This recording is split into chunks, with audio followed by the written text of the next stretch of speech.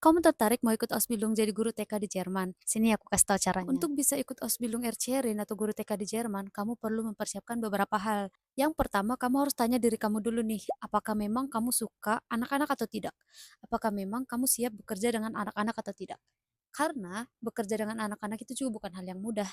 Kalau misalnya jawaban kamu iya, nah keep di situ dulu. Kalau misalnya jawaban kamu tidak, tapi kamu ingin mencoba, artinya kamu harus siap mempersiapkan diri kamu secara mental maupun fisik. Kenapa? Karena bekerja sama anak-anak itu cukup stressful. Akan ada hari di mana ketika anak-anak itu sangat rewel secara bersamaan, susah diatur, kerjanya ngelawan, apalagi dengan fakta bahwasannya bahasa kita berbeda, akan lebih sulit lagi untuk memahami mereka. Secara fisik kamu juga harus siap ya, karena anak-anak itu adalah media terbaik untuk menyebarkan virus. Itulah kenapa ibu hamil tidak disarankan sering berada di sekitaran anak-anak, teman-teman. Dan ini fakta. Dari pengalaman aku juga, aku paling benci kalau misalnya sudah libur lebih dari 1 minggu. Karena setiap kali kita ada libur dan kembali ke TK, pasti aku sakit. Dan bukan cuma aku, teman-teman aku, kolega-kolegaku juga pasti sakit, teman-teman. Karena kita juga akan sangat gampang terserang penyakit-penyakit yang dibawa oleh anak-anak kayak flu, diare, batuk, dan lain-lain. Yang berikutnya adalah bekali diri kamu dengan pengalaman bekerja bersama anak-anak, baik itu di Indonesia ataupun kamu di Jerman. Kalau misalnya kamu masih di Indonesia, kamu boleh menambah pengalaman kamu mungkin seperti volunteer yang melibatkan kegiatan bersama dengan anak-anak. Kalau misalnya saat ini kamu sedang kuliah PG PAUD atau misalnya PG SD, ini akan sangat bagus banget buat kamu karena kamu bisa membandingkan sistem pendidikan di Indonesia dan sistem pendidikan di Jerman. Hal yang berikutnya yang bisa kamu lakukan adalah ikut au pair. Kenapa? Karena ketika kamu au pair, kamu akan mendapatkan pengalaman bersama anak-anak di Jerman langsung. Di samping itu, kamu juga mendapatkan pengalaman hidup di Jerman, sistem di Jerman, kursus bahasa Jerman di Jermannya langsung, dan masih banyak lagi hal-hal yang akan kamu dapatkan. Nah, setelah kamu au pair, kamu boleh banget ikut Efeshot di TK atau di Grundschule atau SD, atau misalnya kamu boleh di tempat-tempat anak yang berkebutuhan khusus di Jerman. Nah, hal ini akan menjadi poin yang sangat besar untuk kamu untuk diterima di Ausbildung ini. Yang berikutnya adalah bukti imunisasi. Nah, di Jerman sendiri mereka punya buku tersendiri, teman-teman. Jadi ketika mereka diimunisasi, itu tercatat di buku imunisasi mereka. Padahal kalau kita di Indo kan kita nggak punya buku imunisasi ya, atau mungkin aku kurang tahu. Tapi kamu jangan khawatir, kamu boleh minta surat keterangan bahwasanya kamu sudah diimunisasi di puskesmas terdekat atau di puskesmas daerah kamu. Aku juga kemarin kayak gitu, jadi aku minta surat keterangan bahwasanya aku udah diimunisasi. Nah, surat keterangannya ini aku translate sendiri. Aku cuma pakai Google Translate sih sebenarnya, tapi aku translate-nya seproper mungkin. Aku buat dokumen baru dan aku scan stempel dari puskesmas aku di dokumen yang aku translate sendiri. Dan ini sebenarnya kamu perlukan hanya untuk ke dokter saja, bukan untuk sebagai dokumen resmi ke imigrasi atau sebagainya. Karena kalau misalnya kamu mau bekerja bersama dengan anak-anak atau di rumah sakit, mereka akan meminta bukti imunisasi kamu. Dan kalau misalnya pun mereka tidak menerima surat yang kamu buat, kamu boleh minta dokter pribadi kamu untuk tes darah. Karena ketika kamu tes darah, di situ akan kelihatan apakah memang kamu sudah imunisasi atau tidak. Kemudian, sertifikat bahasa. Sorry, ambulance. Oke, aku nggak akan bilang bahwasannya ini adalah dokumen yang harus kamu persiapkan, tapi aku bakalan bilang bahwasannya ini adalah dokumen yang akan sangat membantu kamu untuk menemukan tempat ausbildung kamu atau tempat sekolah kamu. Kenapa? Ada beberapa sekolah yang memang tidak mewajibkan kamu untuk mengumpulkan sertifikat bahasa. Ada juga tempat praktikum yang tidak meminta kamu untuk mengumpulkan sertifikat bahasa. Biasanya sih minimal B2 ya.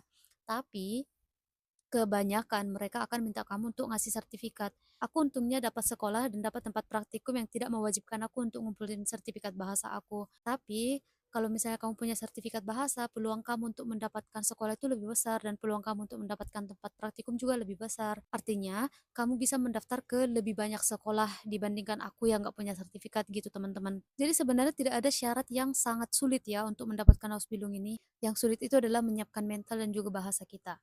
Ausbildung ini sangat cocok untuk kamu yang pengen jam kerjanya itu konsisten. Istilahnya kamu udah tahu kapan kamu kerja dan kapan kamu istirahat.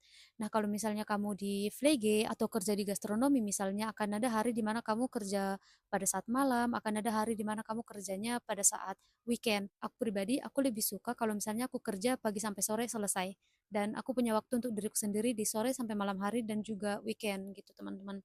Keuntungan lainnya adalah di masalah libur, misalnya pada saat summer, karena sekolah wajib libur di summer ya, kamu juga wajib libur di summer. dan juga Natal misalnya, atau Paskah, atau misalnya Pfingstferien, kamu bakalan dapat libur-libur itu semuanya, teman-teman. Jadi kalau untuk soal waktu dan libur, Ausbildung ini sangat bagus. Tapi kamu juga harus tahu bekerja sama anak-anak itu cukup melelahkan. Apalagi kalau misalnya fokus kamu di kindergarten yang 3 tahun ke 5 tahun. Nah, di situ mereka lagi aktif-aktifnya dan kamu juga tidak hanya berhadapan dengan satu 2 anak, tapi kamu berhadapan dengan banyak anak-anak, teman-teman. Dan di sini kita juga ngebentuk anak-anaknya karena TK di Jerman kita tidak hanya bermain bersama mereka, kita tidak hanya menjaga mereka, tapi kita juga mengajarkan anak-anak apa arti kata iya dan apa arti kata tidak. Mereka juga harus belajar tentang privasi, mereka juga harus belajar untuk menerima keputusan orang lain, dan kita juga mengajarkan mereka tentang hak-hak mereka atas diri mereka sendiri. Jadi di TK kita lebih mengajarkan moral, belajar untuk mengerti batasan-batasan terhadap orang lain, belajar untuk menghargai hak-hak orang lain, belajar untuk mengetahui sampai mana batasan yang bisa dia lewati dan tidak. Hal lain yang menurut aku sebenarnya ini positif banget untuk kita sebagai guru TK adalah ketika kita berinteraksi dengan anak-anak dan orang tua mereka secara langsung, sedikit banyaknya kamu akan belajar banyak hal tentang parenting. Jadi kamu bisa melihat orang tua A dan orang tua B. Ketika parentingnya seperti ini, bagaimana hasilnya? Dan ketika parentingnya seperti itu, bagaimana hasilnya? Untuk orang-orang yang punya rencana suatu saat nanti punya keluarga dan punya anak, kamu boleh melihat beberapa sistem parenting yang berbeda dan bagaimana hasilnya. Untuk aku pribadi sih ini hal yang cukup menarik ya. Yang berikutnya adalah kamu akan mengerti sistem hukum di Jerman tentang anak-anak.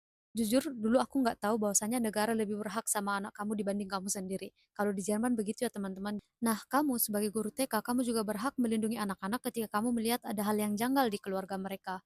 Dan hal ini kamu boleh laporkan ke Jugendamt. Ini adalah instansi yang bertugas untuk melindungi anak-anak di Jerman. Nah, kalau misalnya kamu bertanya soal gaji, gaji Ausbildung itu semuanya tuh kurang lebih mirip-mirip ya. Tapi tergantung lokasi kamu juga, beda Bundesland atau beda provinsi, biasanya beda juga tarif gajinya. Nah, kalau misalnya kamu udah menjadi guru TK yang tersertifikasi, gaji bruto kamu bisa lebih dari 3.000 euro atau bahkan bisa sampai 4 ribuan euro, tergantung trigger kamu, tergantung lokasi kamu. Dan sebenarnya kerja di TK itu sangat membantu kamu untuk memperbaiki bahasa Jerman kamu. Kenapa? Karena anak-anak itu sendiri juga masih belajar bahasa ini. Mereka juga masih belajar ngomong, masih belajar bahasa Jerman itu sendiri.